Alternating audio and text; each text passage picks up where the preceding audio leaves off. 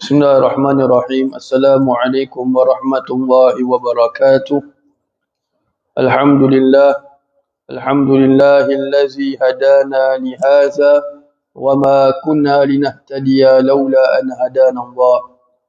Alhamdulillahi rabbil alamin hamdan yuwafi ni'amahu wa yukafi'u mazida. Ashhadu an la ilaha illallah wahdahu la sharika lah. وأشهد أن سيدنا محمدا عبده ورسوله اللهم صل وسلم على سيدنا محمد مفتاح باب رحمة الله عدد ما في علم الله صلاة وسلاما دائمين بدوام ملك الله وعلى آله وصحبه عدد كل ذرة ألف مرة اللهم صل وسلم على نور الأنوار وسر الأسرار وترياق الأغيار ومفتاح باب اليسار سيدنا ومولانا محمد المختار وآله الأطهار وأصحابه الأخيار عدد نعم الله وإفضاله سبحانك لا علم لنا إلا ما علمتنا إنك أنت العليم الحكيم رب اشرح لي صدري ويسر لي أمري واحلل عقدة من لساني يفقهوا قولي أستغفر الله العظيم الذي لا إله إلا هو الحي القيوم وأتوب إليه أما بعد. Alhamdulillah, kita kembali pada pembacaan kitab Safinatun Najah, di mana semalam telah kita melalui berkenaan dengan tentang hukum bagi orang yang memakai bandage untuk melakukan tayammum. Jadi khususnya bagi orang yang ada balutan ataupun yang memakai bandage, dia tidak boleh kena air, maka dia wajib untuk menggunakan tayammum. Baik, dalam menggunakan tayammum bagi orang yang bandage ini, maka dia haruslah kalau dia melakukan tayammum itu untuk sebagai pengganti wuduknya, maka melakukan tayammum itu mestilah dilakukan dengan cara tertib. Bermakna contoh, kalau andai kata balutan atau bandage itu berada pada tangan kiri. Jadi yang anggota muka tangan kanan itu wajib untuk dibasuh dengan air. Macam biasa. Kemudian untuk tangan yang kiri itu hendaklah bertayamum. Bertayamum macam mana? Tayamum sama tempat juga. Muka dan tangan. Jadi daripada ujung jari sampai kepada siku. Setelah selesai tayamum untuk tangan yang kiri itu, sambung kembali menyapu kepala dan membasuh kedua kaki. Dia mesti ikut tertib. Tak boleh dia jam. Terus tiba-tiba tayamum, terus angkat wudu. Tidak. Melainkan kalau dia itu bertayamum kerana untuk mengangkat perkara-perkara bagi orang yang dalam keadaan junub ataupun hadas besar. Maka ketika itu dia tak payah tertib. Boleh dia just tayamum dahulu untuk anggota yang tak boleh kena air itu, kemudian dia membasuh anggota yang boleh dibasuh dengan air. Jadi ini dalam rangka berkenaan dengan tayammum bagi orang yang memakai balutan, bandage. Jadi dia tak boleh jam. Kalau dia kena, kalau balutan atau bandage itu berada di mukanya atau di kepalanya. Jadi kalau dia melakukan demikian, dia kena tayammum dahulu, kemudian cuci tangan kanan dan tangan kiri, kemudian baru lalu menyapu kepala, ataupun dia tayammum untuk kepala, kemudian baru dia basuh kaki. Yang penting sekali dia kena ikut tertib. Kalau dia ada dua anggota, bermakna 2 kali tayammum. Ni kalau wuduk. Kalau 3 anggota wuduk yang kena balut, kena tayammum, bermakna 3 kali tayammum. Tapi kalau semua anggota wuduk dia kena bandage, muka, kepala, tangan, kaki kena bandage, maka dia cuma perlukan 1 kali tayammum saja. Tak payah kena wuduk langsung, pasal memang tak boleh kena air ada first place. So totally tukar. Daripada air, totally just angkat tayammum untuk semua sekali. 1 kali tayammum. Jadi ini berkenaan dengan orang yang bertayammum bagi yang pakai bandage.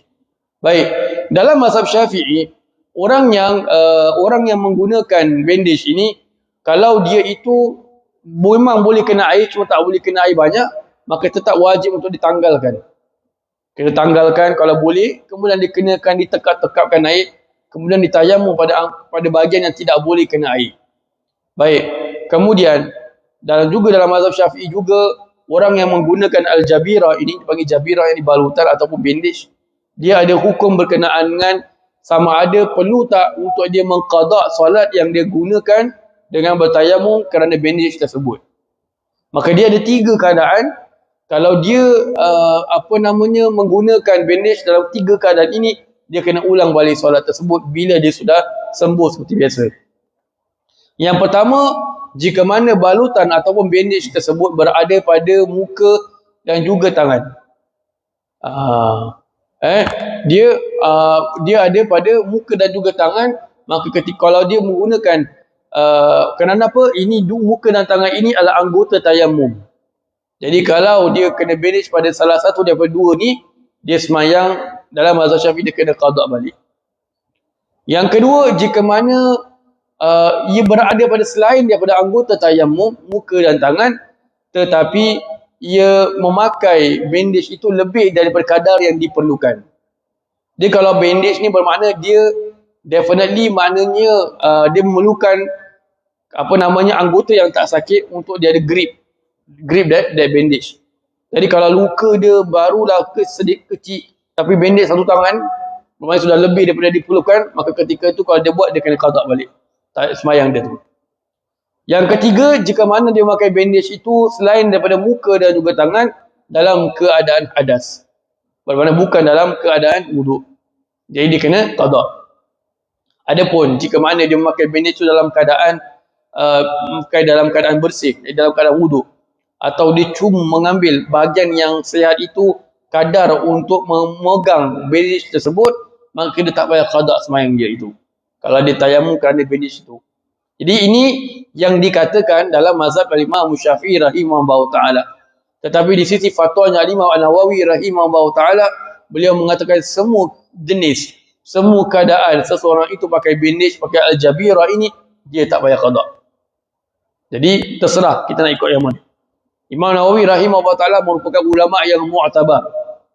Kita mazhab Syafi'i, walaupun kita pakai mazhab Syafi'i, tetapi kitab-kitab sekarang yang kita pakai dalam fikir dalam mazhab Syafi'i bukan lagi daripada karangan Imam Syafi'i. Kita ambil apa yang ditulis, difatwakan oleh Imam Nawawi rahimahullah ta'ala. Memang ada certain fatwa yang digunakan, yang diberikan oleh Imam Nawawi rahimahullah ta'ala yang bukan mu'tamad dalam mazhab. Tetapi kebanyakannya itu masih mu'tamad. Bab berkenaan dengan tayamum, Imam Nawawi rahimahullah ta'ala mengatakan tayamum itu kalau anggota tangan itu jari sampai pergelangan saja. Dia tak sampai siku sampai pergelangan. Subhanallah, Imam Nawawi ada ijtihad tersendiri. Wallahu a'lam. Baik.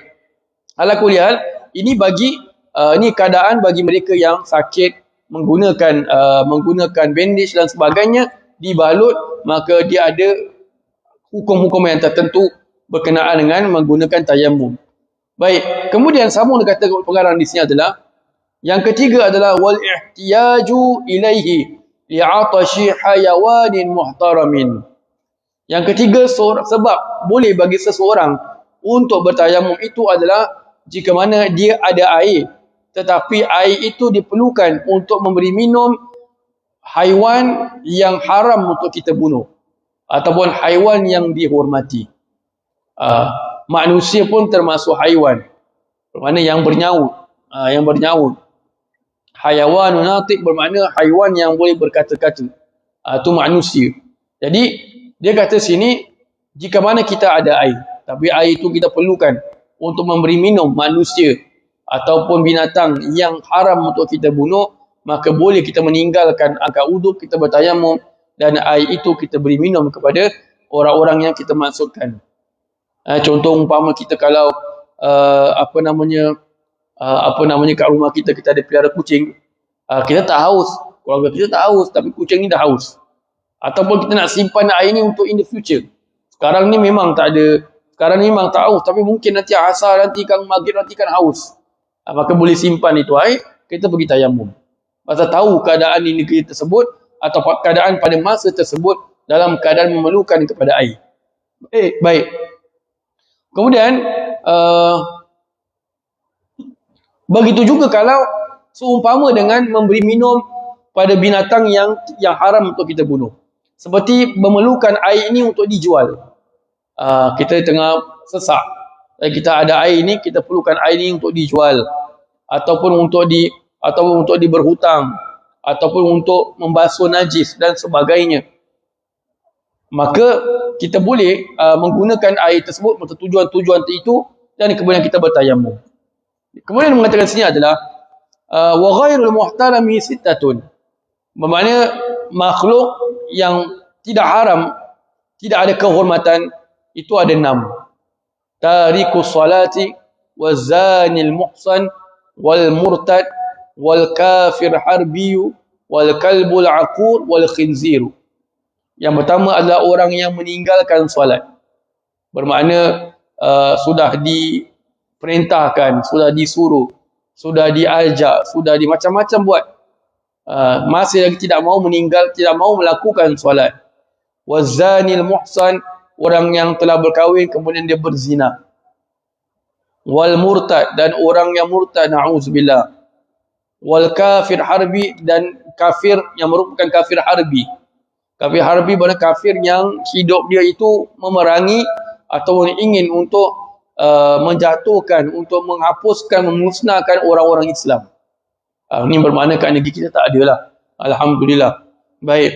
Wal kalbul aqur, dan anjing yang liar. Bermakna anjing ni wild, di mana anjing ini kalau jumpa manusia mungkin dia boleh terkam dan sebagainya. Wal khinziru, dan yang terakhir adalah khinzir. Jadi kalau kita ada ini golongan, kita boleh pilih sama ada nak kasih mereka ataupun nak kita gunakan air itu untuk angkat wuduk. Tapi kalau kita rasa nak sifat kemanusiaan, nak beri mereka minum, dipersilakan. Kemudian kita menggunakan tayamum. Cuma hukum membolehkan sahaja. Wallahu a'lam bishawab. Jadi insya-Allah kita akan sambung lagi. Masih lagi membicarakan bab tayamum, insya-Allah kita akan sambung pada minggu hadapan. Besok kita tiadakan kelas insya-Allah. Baca surah Al-Asr dan tasbih kafaratul majlis.